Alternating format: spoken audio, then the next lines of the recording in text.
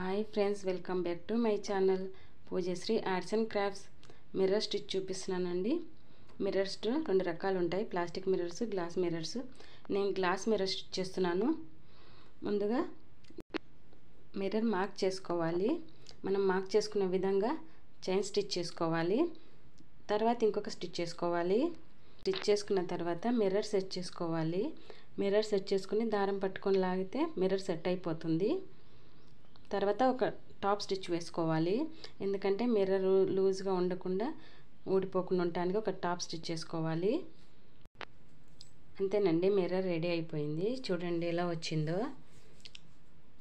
చీరల పైన, డ్రెస్సుల పైన, పిల్లల ఫ్రాక్స్ పైన స్టిచ్ చేసుకోవచ్చు. చీర మొత్తం రెడీ అయిన తర్వాత నేను ఎలా బ్లౌజ్ సెట్ చేశానో చూపిస్తానండి. నచ్చితే మీరు ట్రై చేయండి. Thank you for watching.